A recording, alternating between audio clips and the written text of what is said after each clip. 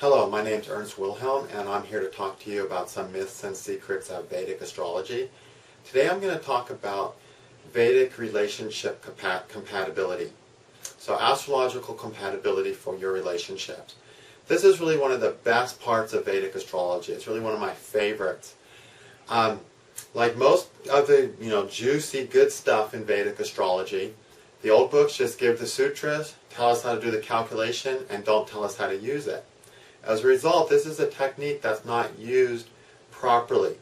It's used in a very fatalistic way, with usually only part of the technique being used instead of the entire technique being used. And as a result, a lot of astrologers just don't bother with it because they don't find it working. But when done properly, this technique is so profound. How profound is it? Well, I was teaching this to a yoga room, in a yoga studio with a bunch of people. And there was one really bright astrologer there who kept raising her hand saying, but what about this in the chart? And what about this in the chart? And talked about all these other sort of compatibility methods that astrologers regularly use. This person was a Vedic astrologer with a great practice, very successful astrologer. I think been practicing about 10 years at the time or so, but with a long practice behind them.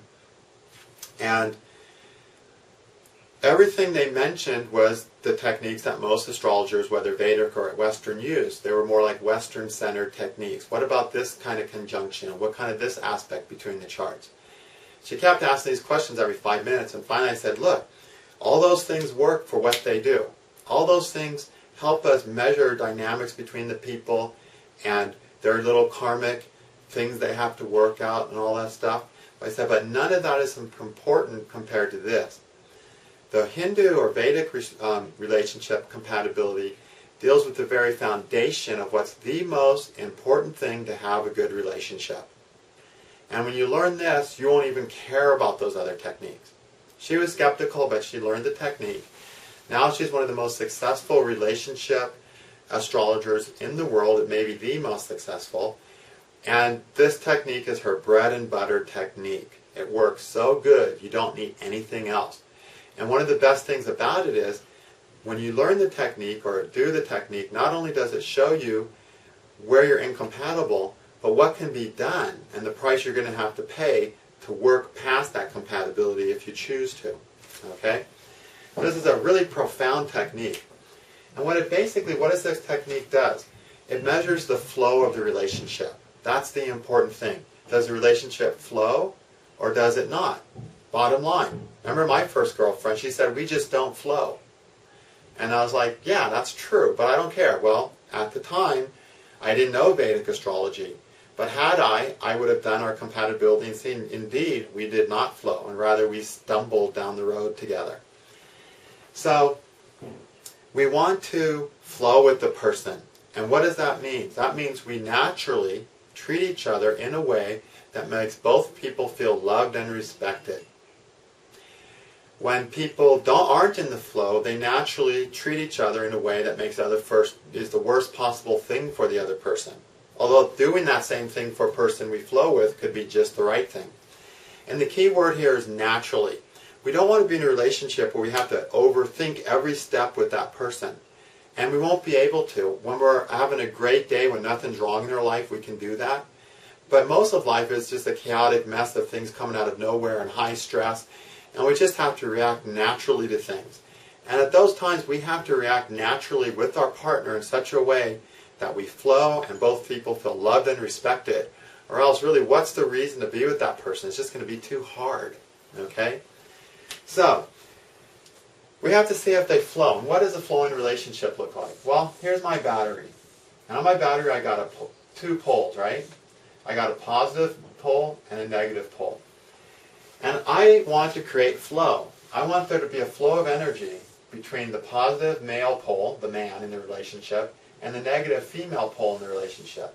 And I want that flow to light the bulb of love. Okay? And that's what we're looking at when we look at the Hindu relationship compatibility.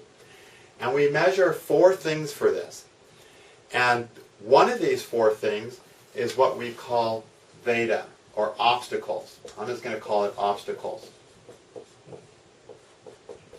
Some people are just never going to have this flow because there's always something in the way of making a good connection. You can, like on a battery, say you've got some corrosion on this terminal, there's something in the way of making a good connection with that person. Or there's a bad socket in the light bulb, you're not making the connection. Well, some relationships are like that. For instance, you meet Mr. Right, it seems, but he's married. He says he's going to get divorced. As soon as he gets divorced, 2 years down the road, you get sick. And so sick you can't get married and you can't get completely together. Maybe so sick you can't even have sex, which happened to one of my clients. As soon as the guy divorced, she got sick and couldn't even have sex anymore. So they're not completely together. Then, as soon as you get better, his job takes him to Alaska. And you've maybe got kids, so you can't go to Alaska with them. So you can see there's always this obstacle that keeps things from coming together 100%. And we have to make sure that's not there. So that's one measurement we take.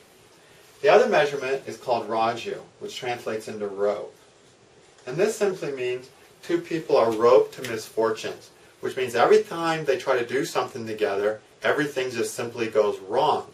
And the more they try to help each other through that experience, the worse they make it. If you've had relationships where you're just going on as planned with a person, all of a sudden you're spiraling down into this whirlpool of emotional agony that you're never going to escape from, it feels like, and you break up, and then 2 weeks later you're back together, if you've ever had that kind of relationship, then you've got this blemish between your compatibility. And that completely breaks the flow. With this type, the bulb can be lit up, the flow can be nice for a while, but for no reason, it seems, things will just deteriorate all of a sudden. It could be from good to just everything's going wrong. And you can't even look at each other without crying or yelling. And you break up, you feel like you're not supposed to be with each other. You both are totally feeling incapacitated about how to make the relationship work at that moment. You break up, but then 2 weeks later you realize you love each other and come back. If you've had any of that up and down stuff, that's this rope. And that's just too much to manage and still have a healthy life on the side in most cases. So this rope blemish just brings out these terrible up and down situations in the relationship. The voltage might be there, the circuit might be there, but it's like, it's on, off, and you don't want that. You need a steady stream. And a relationship with the rope problem just usually gets too stressful. It just becomes too stressful that it ruins the rest of your life. Okay? After that, we have something that in Sanskrit is called Sri Dirgha, and it basically means the longevity of the wife. The longevity of the woman in the partner. And this is a very, very important measurement.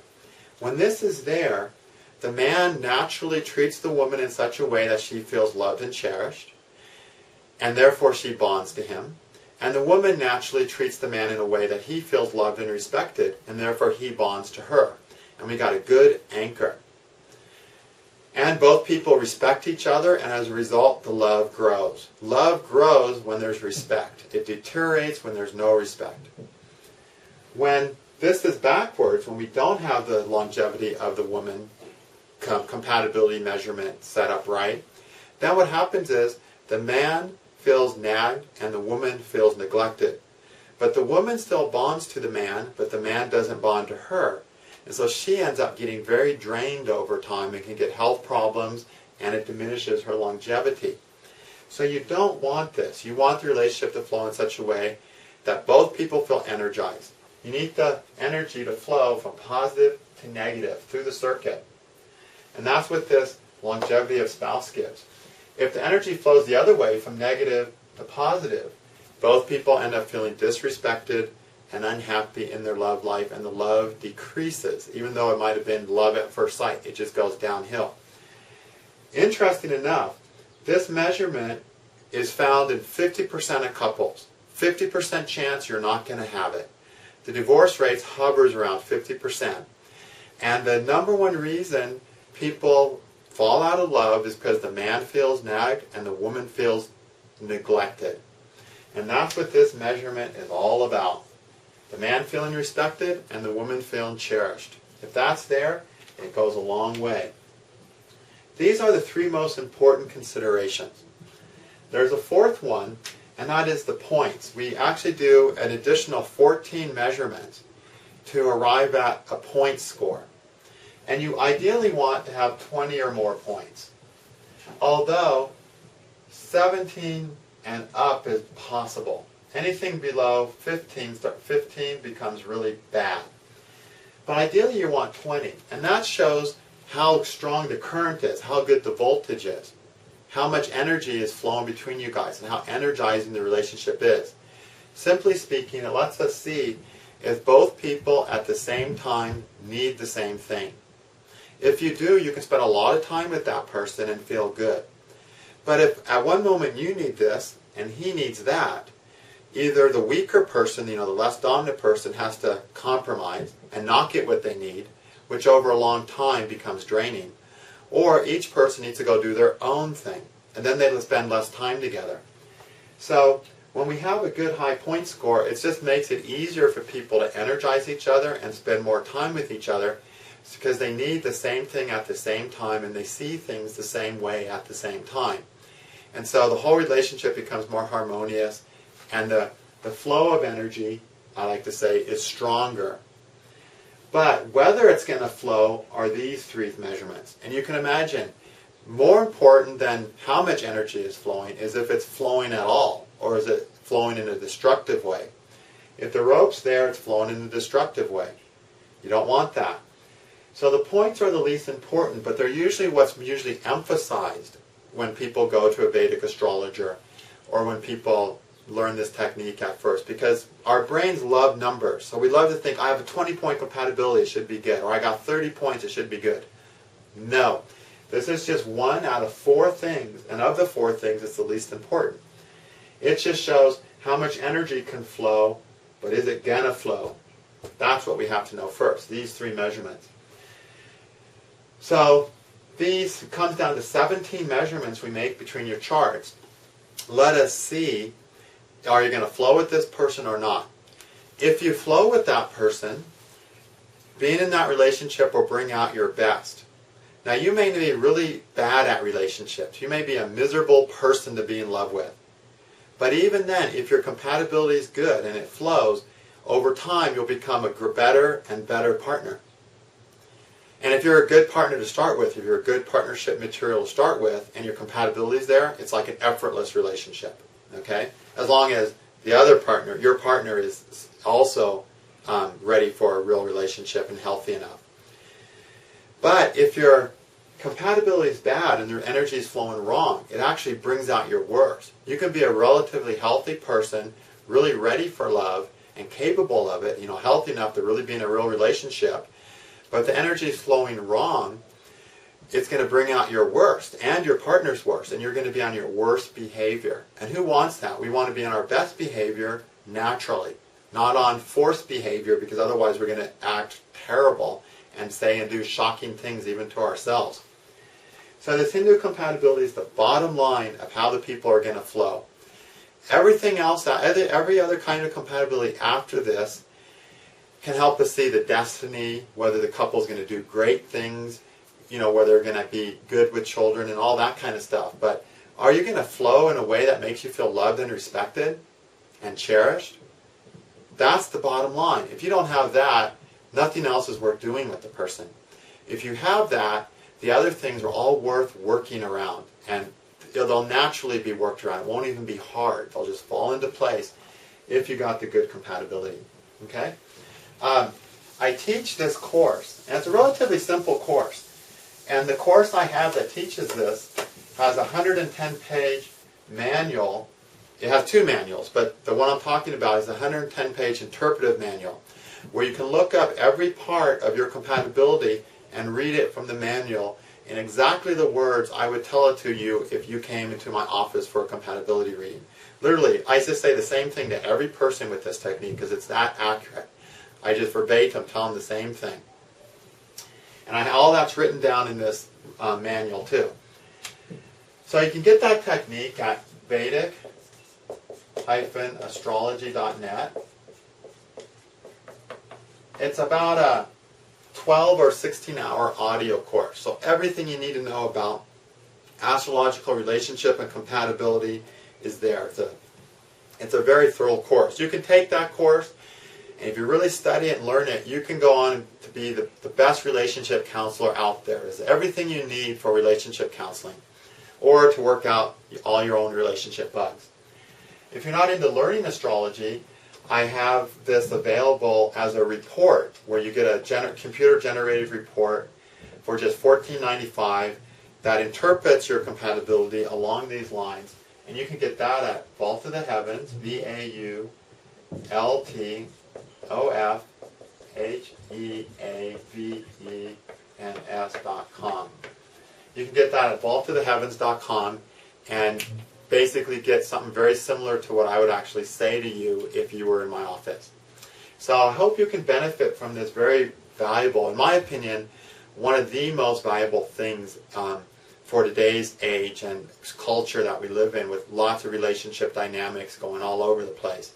Such a great technique for really helping us have a good relationship with our partner, and knowing, what we have to do to fix it if it's wrong, and really knowing if coming to an understanding of, is it worth fixing for us, or are we better off finding someone more compatible sometimes. And also, it's a good check before you even get involved. You shouldn't even get involved with someone if you don't have this compatibility. It'll be too much work.